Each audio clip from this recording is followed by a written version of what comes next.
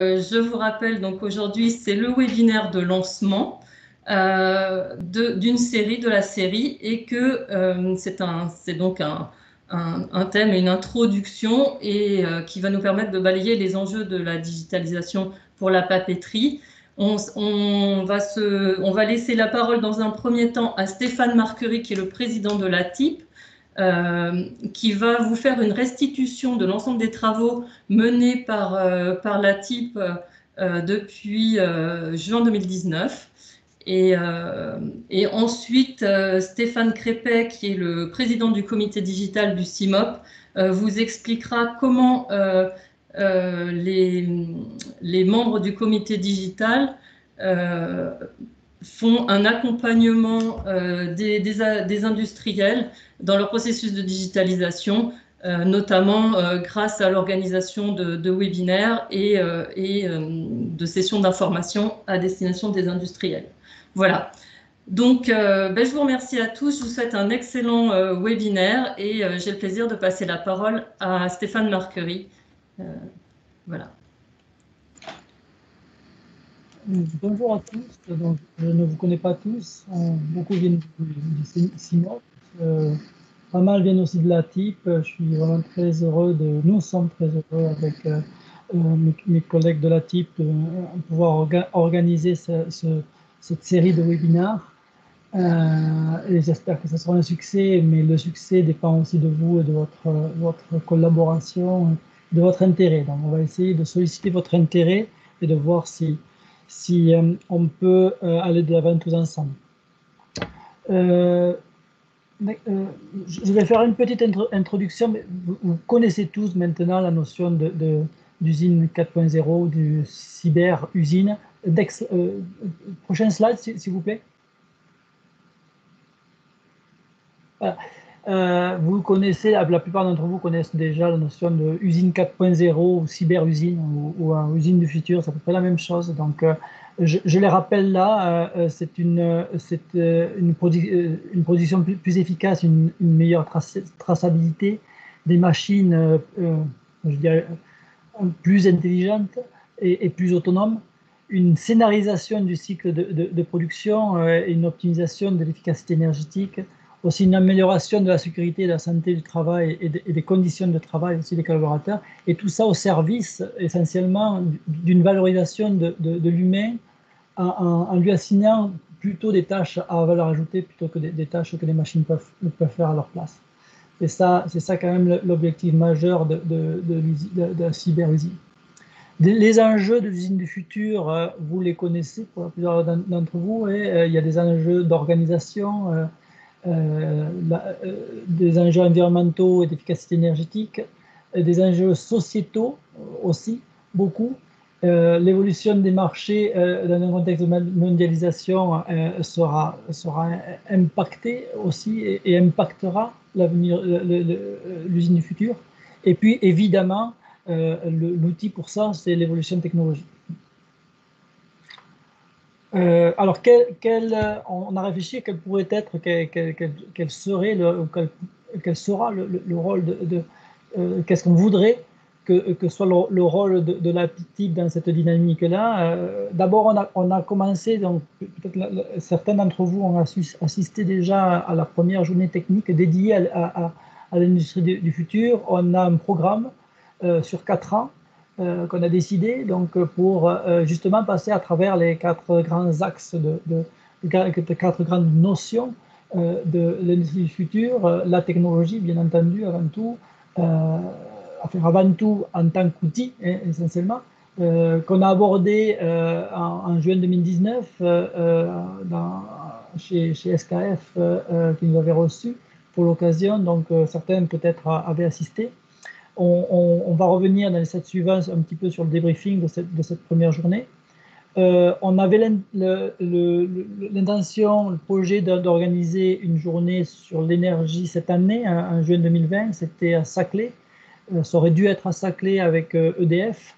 Les conditions sanitaires de cette année nous ont imposé un report. On devrait organiser cette journée-là au mois de janvier, pour tous ceux qui sont intéressés. On a encore un petit peu à confirmer, mais ça devrait être la deuxième ou la troisième semaine de janvier de 2021.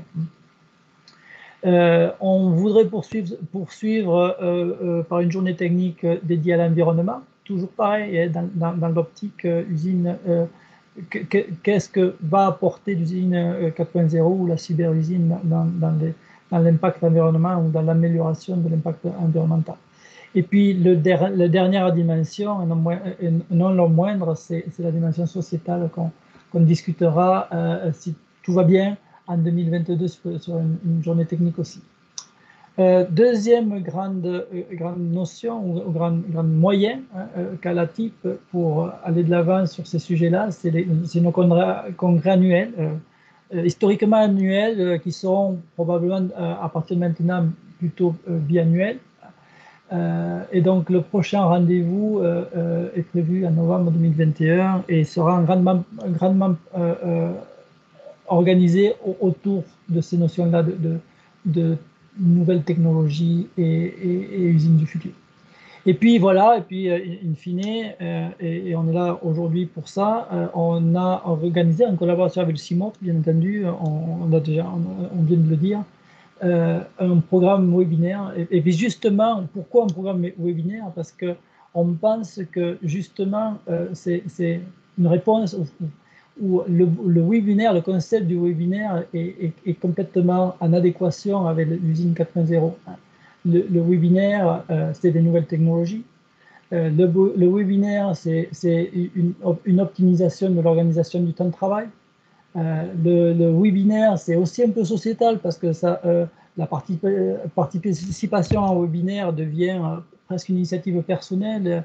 On n'a plus besoin de demander un budget, de demander une autorisation de sortie de l'usine pour pouvoir collaborer en transversal sur des notions un peu du futur ou sur des notions différentes de celles qu'on a l'habitude d'aborder en usine.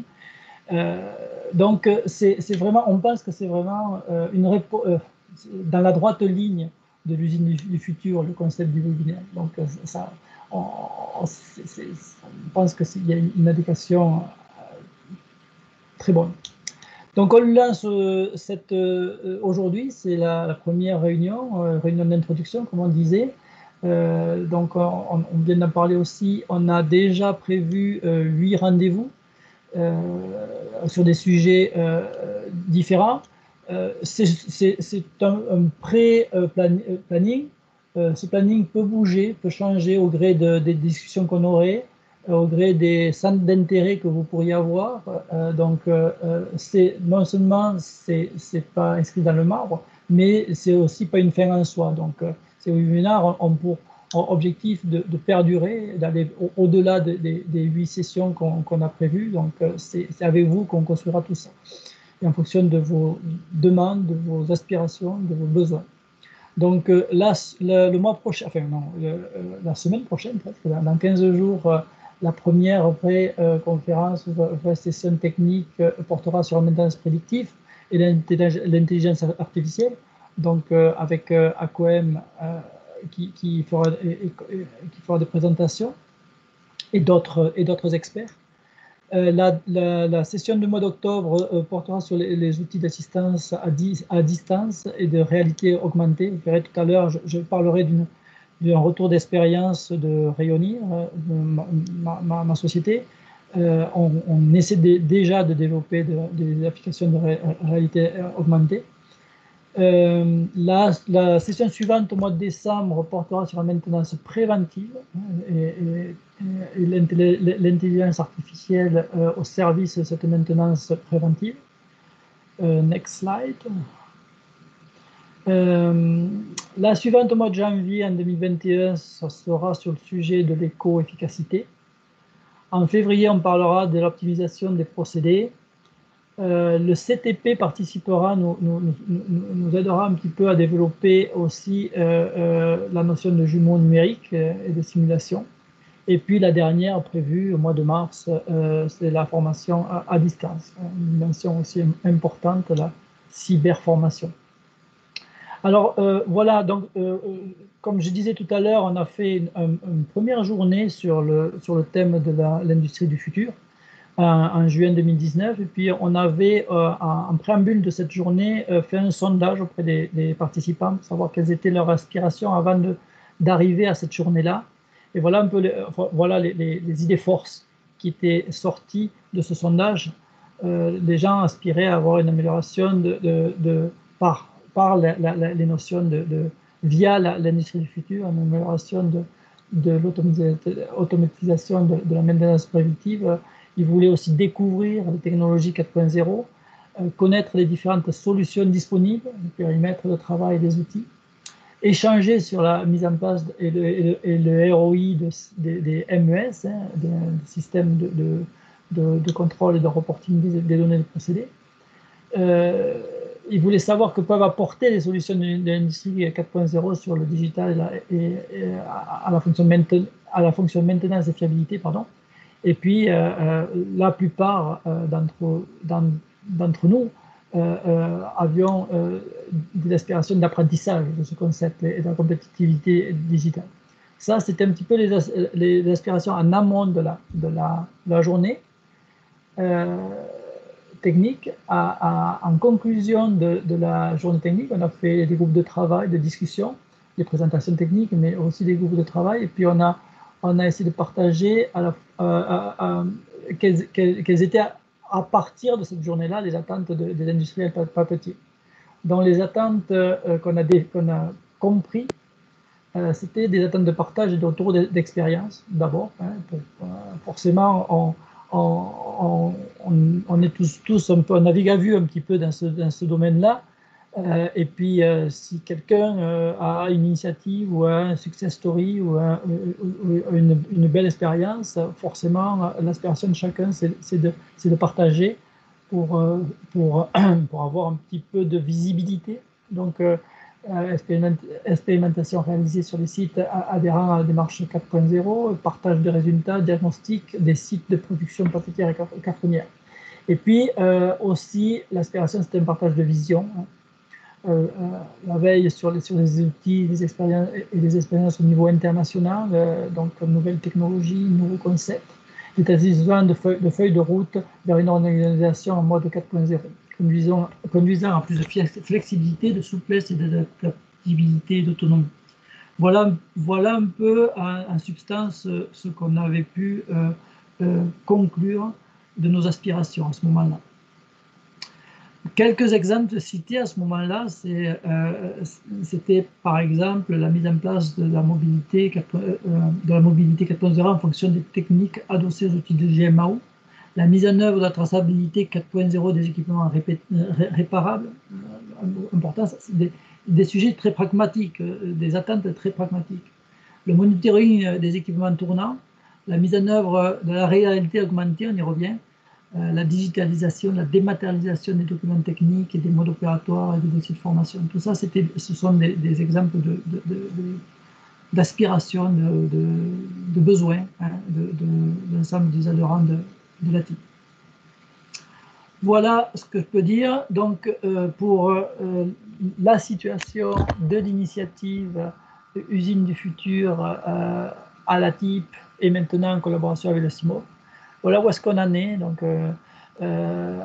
j'espère que cette série de webinaires va nous faire grandir un peu tous ensemble via des partages et des collaborations.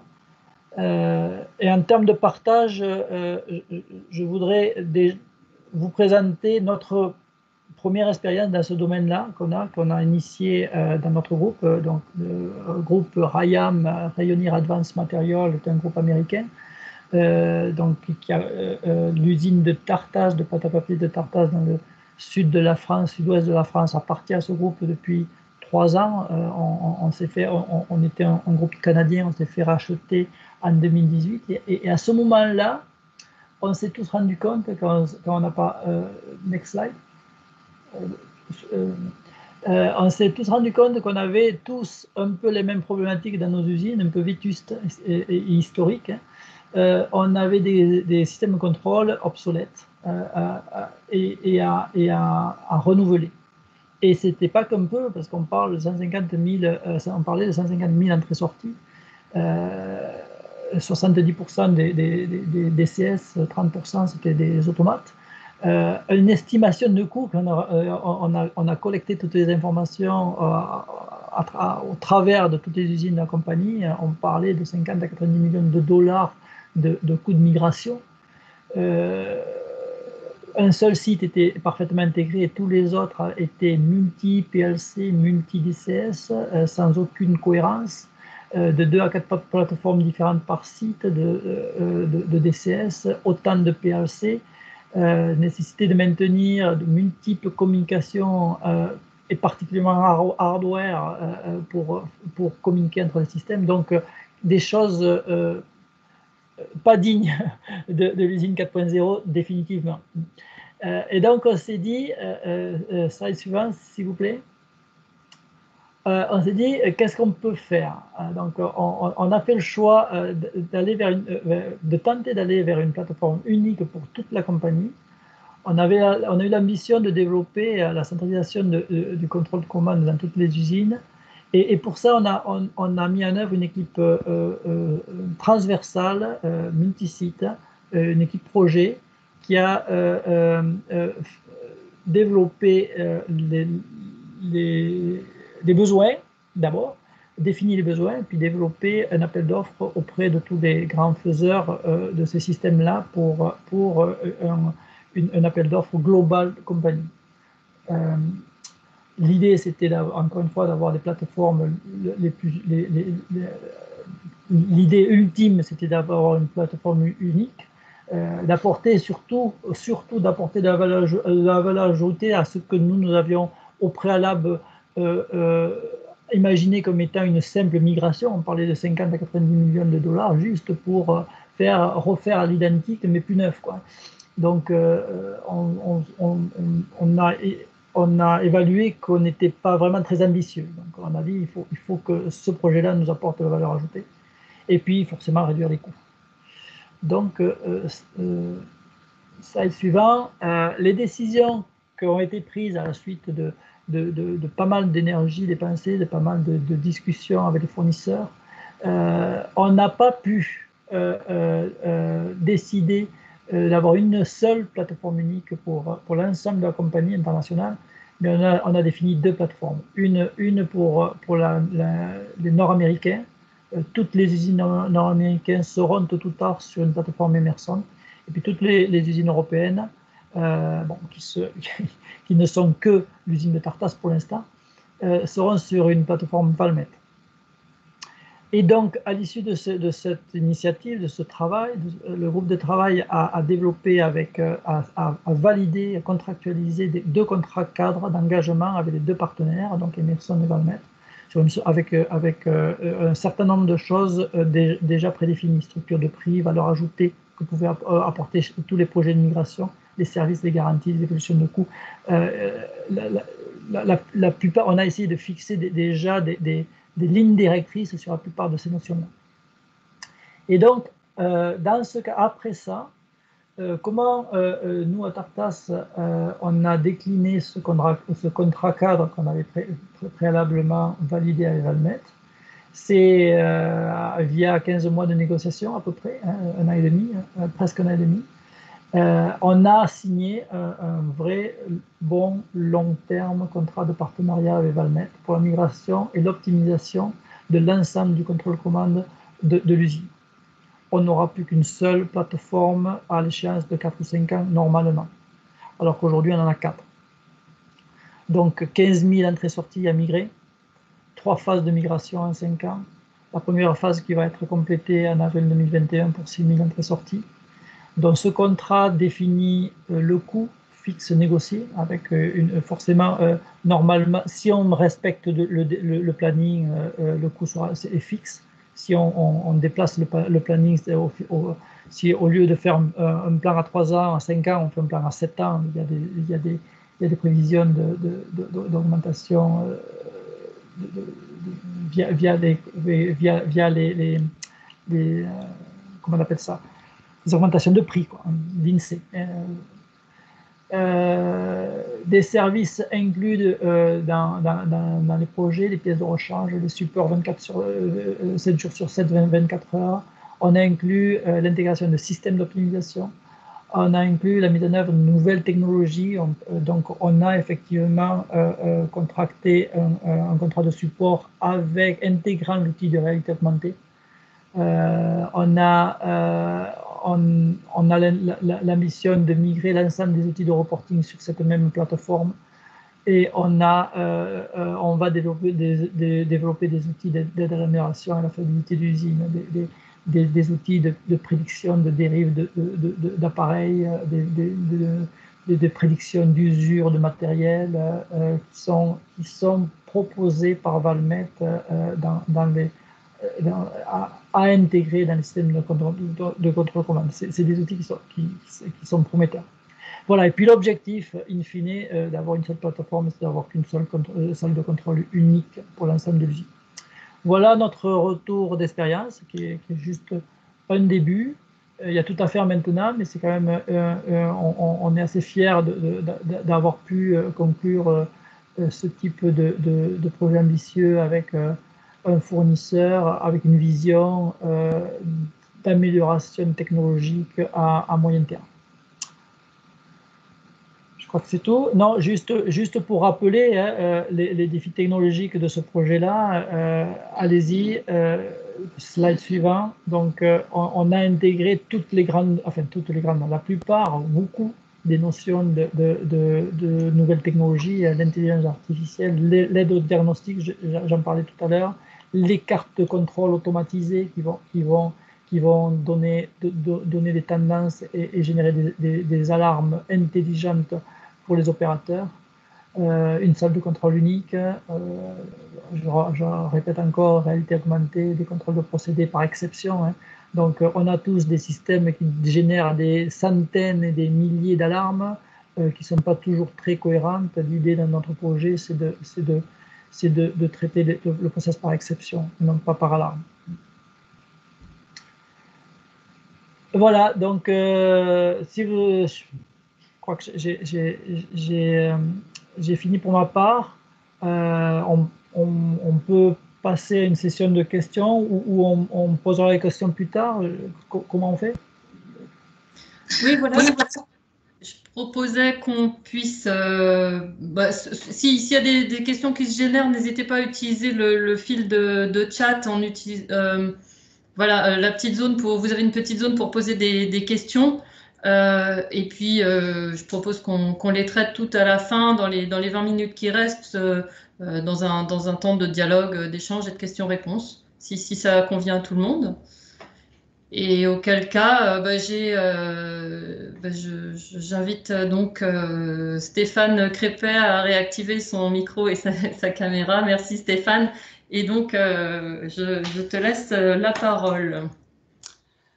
Bonjour à tous. Je vais synthétiser un peu ce que le digital représente au CIMOP et comment cela peut être à votre service. Peut-être deux populations, la population des fabricants de machines pour l'industrie papetière, d'un côté, et puis les exploitants, dont Stéphane a parfaitement représenté les complexités, et notamment en contrôle commande, et l'interaction avec les vieux systèmes. Quand on parle de la digitalisation, en fait, en préambule, on va parler de beaucoup de choses qui sont extrêmement connues à la fois et extrêmement nombreuses, donc ça ne facilite pas l'analyse.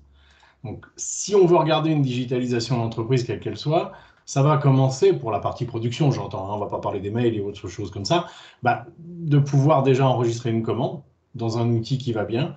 Donc, je n'ai pas entendu parler de RP, mais c'est présent. Tout le volet financier et généralement la gestion de stock vont être traités par ces outils-là. Puis ensuite, il y a toute la partie pour les constructeurs de machines de conception. Tout ça, c'est un enjeu de digitalisation très fort. Ils n'ont pas attendu pour faire tout ce qu'il fallait avec des outils de CAO qui sont aujourd'hui de plus en plus réalistes en termes de rendu, de plus en plus puissants et qui deviennent distribués, c'est-à-dire que tout le monde va pouvoir travailler sur les mêmes outils et pas chacun sur son poste. Je crois que c'est un des gros enjeux de la digitalisation aujourd'hui, c'est de pouvoir partager, là où avant chacun était dans son propre domaine. Si on reprend l'exemple du revamping d'automatisme et de contrôle commande qu'a indiqué Stéphane, il voulait, et un des objectifs, une salle de contrôle unique. Et sans doute ensuite des outils de diffusion de cette salle de contrôle unique. Et c'est très important pour pouvoir faire en sorte que tout le monde ait la même information. Pendant la partie conception d'un monde industriel, on va échanger des informations pour concevoir un outil, une machine ou une implantation d'usine. Mais ensuite, il va falloir orchestrer tout ça, mettre tout ça en musique de manière à ce que tout le monde puisse bosser en même temps. Et pour ma part, je suis éditeur de logiciels MES. Notre principal objectif, c'est qu'il n'y ait pas quelqu'un dans un coin qui attende quelque chose qui n'arrive pas. Donc la digitalisation, il ne faut pas perdre de vue qu'il y a toutes les techniques qui permettent d'y arriver et les 8 webinars qui vont suivre seront dédiés à toutes ces techniques. Mais avant tout, c'est déjà avec des objectifs qui doivent être clairs pour vous, chef d'entreprise, et avec des enjeux. Et j'ai vu que sur la partie MES, le retour sur investissement était cité. Ben oui, si je mets ça, ça me coûte de l'argent, comment je m'y retrouve? Et ça va être dur des fois de justifier que si tout le monde est informé et qu'on ne perd pas de temps, et ben finalement on va être plus rentable, on va pouvoir on va pouvoir tracer, on va pouvoir optimiser des choses, consacrer plus de temps à analyser une courbe, comme ce que vous voyez derrière, plutôt que d'aller bâtonner des défauts pour aller ensuite les enregistrer. Voilà. Donc je tenais à dire que tout ceci s'inscrit vraiment dans quelque chose de concret. Et je dirais à tous les chefs d'entreprise, qu'ils soient constructeurs de machines ou exploitants, qu'ils doivent bien comprendre les enjeux. Ce n'est pas aux techniciens de comprendre les enjeux. C'est à vous. C'est à vous de voir les sources d'économie dans vos domaines respectifs. Qu'est-ce qui doit aller mieux pour qu'ensuite vous puissiez mettre en musique tout ça et qu'on aille chercher les bons techos là où il faut pour les mettre. La partie revamping automatisme qu'a décrit Stéphane, elle est onéreuse. C'est pas rien. Tout le monde ne pourra pas se faire ça, mais il faut aussi bien comprendre qu'on s'inscrit dans un domaine industriel où des machines ont des fois des dizaines d'années d'existence et qu'on ne pourra pas dans tous les domaines aller rechanger tous les systèmes de contrôle-commande et qu'un des challenges, une des opportunités, ils n'ont pas fait ce choix-là, ça pouvait être aussi d'avoir des fédérateurs de data pour pouvoir ensuite contrôler en un seul et même point, comme le souhait qui a été exprimé par ce groupe, et puis ensuite de diffuser l'information. Donc on peut aujourd'hui digitaliser en étant avec des systèmes hétérogènes, tout simplement parce qu'on n'a pas les moyens de les remplacer ou parce que le coût en est trop grand. Voilà. Alors, de ce fait, comment on s'est organisé au CIMOP? On s'est dit, ma foi, on est tout un troupeau d'informaticiens, on est vu comme ça, et déjà, nous, est-ce qu'on se comprend, est-ce qu'on se connaît? Donc, la première des fonctions du comité digital, ça a été de bien faire une offre pour que ce soit clair pour tout le monde. Il faut que ce soit clair pour vous. Si ce n'est pas clair pour nous, entre nous, comment voulez-vous que ce soit pour vos corporations? Donc, la stratégie, ça a été de faire un comité digital qui est un vrai comité transverse, c'est-à-dire qu'il va pouvoir s'adresser à tout le monde, y compris l'industrie papetière, mais pas seulement, pour pouvoir définir du début jusqu'à la fin, de l'ordonnancement, de la conception jusqu'à l'ordonnancement, jusqu'à la production, jusqu'à la traçabilité, l'analyse de données, et puis tout ce qui est stockage et les conséquences, avec la facturation qui va bien, ça fait vivre tout le monde, avec une chaîne unique. Et donc, on s'est tous mis en ordre de marche pour pouvoir être à disposition de l'ensemble des membres et donc de participer à des webinaires comme aujourd'hui. Ça passe par de la veille. Et cette veille, alors c'est nous qui devons aussi trouver avec vous tous, industriels, le moyen de faire quelque chose de concret. Donc on a mis en place des démonstrateurs, j'y viendrai tout à l'heure, de manière à pouvoir prouver qu'on n'est pas là uniquement pour rêver ou faire des devis et vendre des systèmes, et qu'il faut qu'on soit réellement, clairement efficace. Et puis, on doit être des accélérateurs, c'est-à-dire qu'on doit pouvoir vous dire, allez-y, si, c'est le moment, ça va vous coûter tant, ça va vous rapporter tant, faites-le, franchement, vous y gagnerez. Et aujourd'hui, c'est vrai que toute la démarche de l'usine du futur, de l'industrie 4.0, a amené cet élan qui était nécessaire, avec aussi des notions de partage de systèmes centralisés, hébergés, etc., dont on a vu pendant le Covid que c'était assez compliqué pour une usine entière, toutes les personnes qui étaient en télétravail, de rentrer par la petite porte de service du VPN, c'est-à-dire du réseau sécurisé, et que ça créait d'énormes problèmes en termes de débit. Donc il faut réfléchir à tout ça. Et à partir du moment où on remet en cause et on veut rénover des systèmes, où on veut digitaliser, il faut vraiment penser, encore une fois, au plus large, et c'est le plus important. Donc voilà pour cette première slide. Si tu peux défiler après, s'il te plaît. Hop là, attends, pas si vite. Donc ça a donné le comité digital de la Fédération des industries mécaniques, qui est un syndicat auquel appartient le CIMOP. Donc on travaille en symbiose. Eux, vous voyez, travaillent sur la 5G, important. Est-ce que des plus gros débits ou est-ce que des petits réseaux distribués et donc plus économiques? Ça ne sert à rien de faire transiter quelques petites informations sur un forfait qui est fait et taillé grand public pour aller regarder des films ou des vidéos, avec un coût qui est prohibitif. La 5G permettra de segmenter tous ces réseaux-là. Je ne vais pas aborder tous les sujets, j'aurai vraiment pas le temps, mais vous voyez qu'il y a plein de choses. La norme OPC-UA permet justement d'aller fédérer des équipements complètement hétérogènes avec des outils de contrôle-commande hétérogènes et faire en sorte qu'il y en ait comme s'il n'y en avait qu'un seul. Voilà. Donc tout ça aussi, c'est un standard qui est devenu mondial et qui est très intéressant à appréhender. Le CETIM aide également avec la réalisation de démonstrateurs et de la mise au point technique. Et puis, tous les collectifs d'organisation, donc vous, mais pas seulement, qui font que l'on va pouvoir décliner en fait un seul et même concept quelque part, parce que tous les industriels ont à peu près les mêmes problématiques, mais en collant à vos réalités et en répondant concrètement à vos besoins.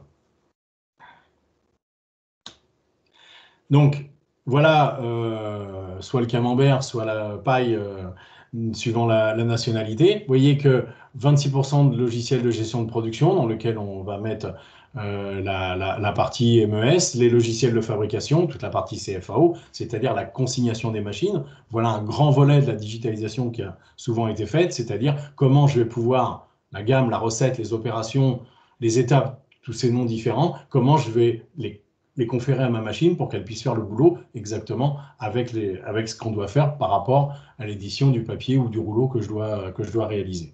Toute la partie logicielle de conception, ils sont importantes également. Il y a de grandes références en France qui sont très bien pourvues et donc qui aident à tous les fabricants de machines et également à toutes les solutions d'implantation de pouvoir être effectifs. Logiciel de maintenance, alors je suis assez étonné parce qu'on avait fait une enquête justement sur tout le monde. Est-ce que vous êtes avancé ou pas? Et la GMAO arrivait en dernier. Donc, on n'a pas la slide ici, mais ça m'avait frappé de voir que finalement, 2 et quelques % des gens s'estimaient bien équipés en GMAO. Donc, il y a tout un volet. Donc, nous, on travaille avec l'AFIM, L'(AFIM) dans le domaine. Et je pense qu'il y a énormément de choses. Et d'ailleurs, j'ai bien vu que les sujets qui étaient prégnants chez vous, c'est la maintenance anticipée et surtout la maintenance prédictive, avec cette notion d'intelligence artificielle qui est censée pouvoir dire tiens, ça va merdouiller, donc ce serait bien d'y aller maintenant, et d'avoir cette rapidité. Donc il faudra qu'on puisse vous expliquer tout ça. Et puis la logiciel de la gestion de la qualité, c'est important, et tout le suivi des gammes et pouvoir démontrer que l'on a bien réalisé ce que l'on a voulu réaliser. Très important, et de ne pas avoir à refaire, parce que là, ce sont des coûts. Les clients ne veulent jamais payer dans les couverts et le coût rouge, il ne veut jamais payer le rouge, il veut payer que du vert. Donc ça veut dire que chaque prestataire, qu'il soit fabricant de machines pour vous, fabricant de papier et de carton, ou fabricant de papier et carton, vous devez uniquement produire que de l'efficace. Forcément, c'est la première source d'économie. Donc, identification de l'offre digitale, compréhension du besoin, à nous de prendre du recul avec vos demandes, et pas sans vous, parce que sans vous, les informaticiens ne sont rien. Et on a mis en place déjà des premiers démonstrateurs dans cet objectif.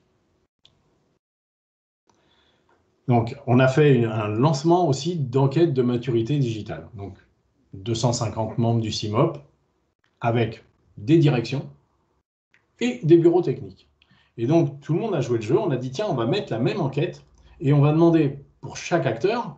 Alors, avec le Covid, ça n'a pas été évident, mais on a quand même eu énormément de réponses et vraiment, je remercie tout le monde. On va demander à la direction comment elle pense qu'elle est digitalisée et ce qu'elle devrait faire, et on va demander au bureau technique, en jouant le jeu de la même société, ce qu'elle répond. On n'a pas été déçus parce qu'il y avait quand même des fois des visions d'écart assez énormes au sein de même entreprise. Et je pense que chaque entreprise qui a pu débattre en interne après s'est rendu compte des fois ou de la fusion des idées ou de la séparation qui pouvait exister et que c'était sans doute dû à un manque de communication ou un manque de compréhension. Donc, la synthèse de résultats de l'enquête, je pense qu'on la verra un petit peu plus tard, ce n'est pas l'objet aujourd'hui, ça a été vraiment une valeur ajoutée énorme pour nous dire à nous qu'est-ce qu'il faut que l'on puisse mettre en place pour vous, parce qu'il n'y a pas mieux que de demander à chacun ce dont il a besoin pour arriver à un résultat, et chacun s'est auto-évalué dans ce domaine du digital. Les démonstrateurs. Alors, le démonstrateur, ça veut dire que la R&D, ça a un sens. Ça veut dire que ce n'est pas uniquement pour aller chercher quelque chose d'utopique qui marchera dans 5 ans ou dans 10 ans.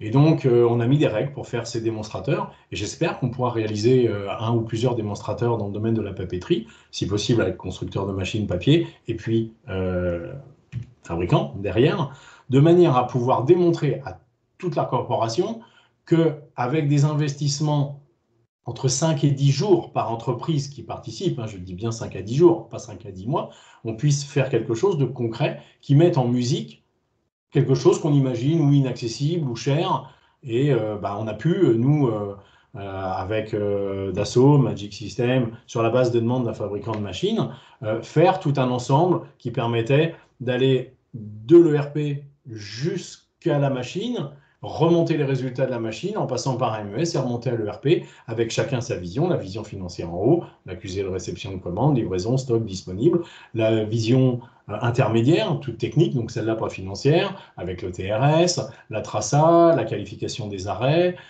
tout ce qui permet à chacun, l'ordo, le décalage d'ordo, parce que bien évidemment, tout ne se passe pas toujours bien, donc tout ça de façon concrète. On a mis en tout et pour tout à 4 entreprises une trentaine de jours, je crois, de mémoire, et on a fait quelque chose honnêtement qui parle et qui était vraiment visible et qui montrait le bien fondé de la démarche. Il ne s'agissait pas de mettre en avant chaque éditeur, mais bien plutôt la faisabilité réelle du système. Donc, le démonstrateur, c'est un mini-projet qui doit répondre à un besoin du marché, le tout n'est pas de se faire plaisir, d'identifier ensuite des acteurs qui sont volontaires pour travailler là-dessus, démontrer la faisabilité des solutions techniques, et puis de permettre un partage, un retour d'expérience, parce que quand on a présenté ça, on l'a présenté 2 fois. La première fois, on l'a présenté à des gens qui étaient à vocation technique, on a eu plein de questions techniques, des questions de puristes qui disaient oui, ça c'est ci, c'est comme ça aurait dû être là. Et puis on a fait une deuxième session en disant on veut montrer cette transition numérique du terrain jusqu'en haut pour les non-initiés, vraiment, histoire que les gens se disent j'y comprends rien, j'y comprends quelque chose, et ça, ah oui, chez moi, je peux le faire. Ouais. Du coup, j'ai l'impression qu'ils ont pas mis longtemps, ça va peut-être pas me coûter horriblement cher.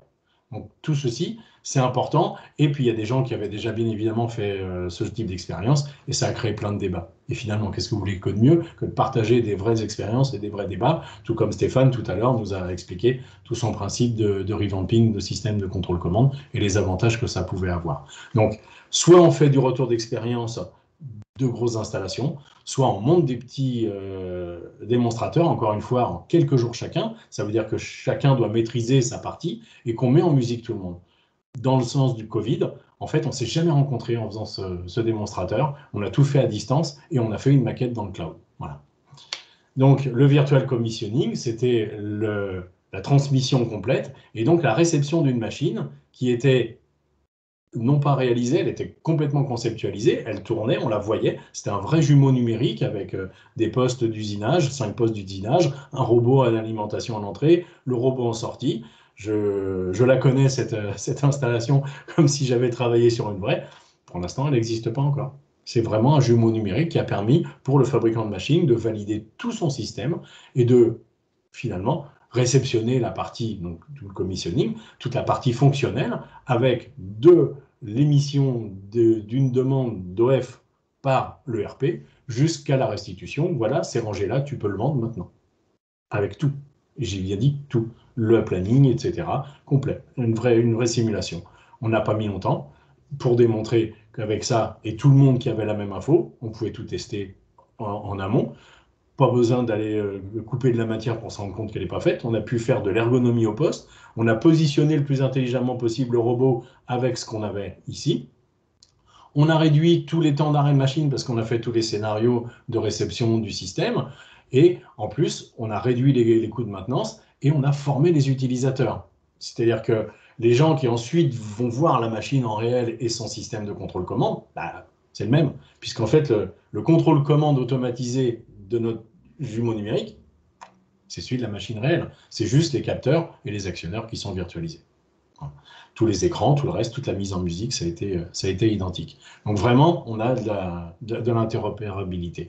On va présenter dans pas longtemps avec des acteurs, donc le C-Team, eNews, Comao, donc au sein du CIMOP, la gestion optimisée de maintenance d'un atelier. Donc là, on quitte le monde de la production et on va sur le monde de la maintenance pour pouvoir démontrer avec ces acteurs qu'on va pouvoir avoir une maintenance optimisée d'un parc de machines, équipements délocalisés. Ça, c'est important également. Tout n'est pas forcément rassemblé en un seul endroit. Et puis, donc, de pouvoir faire l'atout d'une maintenance prédictive qui devrait normalement ramener encore de l'économie, puisqu'elle a la limite des aléas. Si on diminue les aléas, on diminue le temps rouge. Et donc, de ce fait, on diminue les coûts. Donc, SETI, MINUS et Comao, je crois que la présentation est dans 2 semaines, il me semble, que l'on pourra mettre. Voilà, donc on a tout un planning d'ici la fin de l'année et qui va ensuite continuer avec cette participation. Donc, on va faire des thèmes démonstrateurs, des thèmes retour d'expérience, et puis ensuite des thèmes, on va prendre un domaine, on va prendre une problématique, et on va traiter de cette problématique pendant 1 heure, 1 heure et demie, avec tout le monde bienvenu, des questions, et j'espère autant de réponses avec tous les acteurs, à la fois du digital, mais également, encore une fois, tous les donneurs d'ordre des digitaux qui vont faire le retour d'expérience. L'idée n'est pas de faire du commerce, l'idée c'est de faire un vrai rendu de ce qui existe aujourd'hui. On n'a pas d'autre ambition, aussi le mode digital. Voilà, merci de votre attention. Je pense que j'ai pris quelques temps quand même, il est 45. Je vous rends la main, Sybille, Abi, pour les questions qui, j'espère, sont nombreuses. Merci beaucoup Stéphane pour cette présentation de l'ensemble des outils et de l'accompagnement que vous proposez. C'était très clair. Merci également à Stéphane Marquery pour sa présentation et son partage d'expérience. Alors, je consulte le fil de chat. Voilà, bon, vous avez peut-être été un peu timide pour poser les questions, mais n'hésitez pas donc à solliciter la parole s'il y a des questions qui émergent là à la suite de ces 2 présentations. J'ai néanmoins une question posée par Stéphane Marquery qui concerne donc le jumeau numérique. A-t-il été développé sur un process séquentiel ou un process continu ? Alors, il a été développé sur un process séquentiel, puisqu'on comptait les pièces. On avait un OF entre 5 et 15 pièces. Et donc, on allait compter les pièces et tous les temps d'arrêt directement sur ces pièces. Donc, totalement sur du séquentiel. Très bien, merci. Si vous souhaitez compléter votre question, ou oui, M. Marquery. Sur des process continus, notre industrie, c'est plus des process continus. Et on essaie d'imaginer des simulateurs, c'est un peu l'équivalent du jumeau numérique pour faire des formations ou des simulations. Mais le process continu est quand même beaucoup plus difficile à modéliser pour prendre en compte tous les cas potentiels qu'un process numérique. J'ai travaillé pour un gros, très important papetier qui faisait quand même des lots de papier pour l'agroalimentaire, qui avait toujours un début et une fin. Il fallait essayer de tracer tout ce qui se passait et d'avoir une traçabilité matière qui était très importante par rapport à un process qui pouvait sembler continu, mais qui ne l'était pas tant que ça. Donc après, je ne connais pas trop votre spécialité, mais il y a souvent un début et une fin à un OF, s'il y a un OF. Merci Stéphane. Est-ce que quelqu'un d'autre souhaite poser une question ou avoir un peu des clarifications sur... Ah oui, j'ai donc une question de Monsieur Harfeuil. À l'attention de l'Assemblée plutôt. Quelqu'un a-t-il déjà déployé une solution à base de connexion bas débit type Sigfox ou LoRa, par exemple pour des capteurs connectés? Alors, est-ce qu'un de nos 2 intervenants souhaite apporter un élément de réponse ou Alors moi, oui, je l'ai déjà fait. En fait, j'ai un client qui est dans l'agroalimentaire, qui est un gros consommateur de papier et d'emballage, qui a utilisé de la connexion bas débit essentiellement pour aller relier des capteurs qui étaient distants sans fil et donc de rationaliser et d'économiser plein de coûts de câblage tout en ayant énormément d'informations. Il a utilisé plutôt du Zigbee sur ces systèmes que du LoRa parce qu'on était quand même dans des environnements plus fermés. Sur des plus grandes distances, il aurait pu utiliser du LoRa qui nécessite un abonnement. Ok, merci Stéphane. Nous avons une réponse de Laurent Couillard également qui dit que dans le cadre donc de sa société eNews, ils l'ont déjà fait avec du Sigfox. Voilà. Si Laurent, tu souhaites apporter un complément. Je rejoins ce que dit Stéphane, c'est des choses qui maintenant existent et qui sont réalisables. Donc, avoir des capteurs vibration température qui émettent un message toutes les 10 minutes sur une trame et on reçoit la trame de manière sécurisée, c'est des choses qu'on sait faire. Nous, on l'a fait sur Sigfox, pas encore LoRa, mais on l'a fait sur Sigfox. Ça marche bien à partir du moment où les équipements sont fixes, Sigfox. Hein. Si les équipements sont mobiles, il ne faut pas utiliser Sigfox. Mobile est en grosse mobilité. Hein. Il n'y a pas d'adéquation avec des fréquences de perturbatrices du procédé?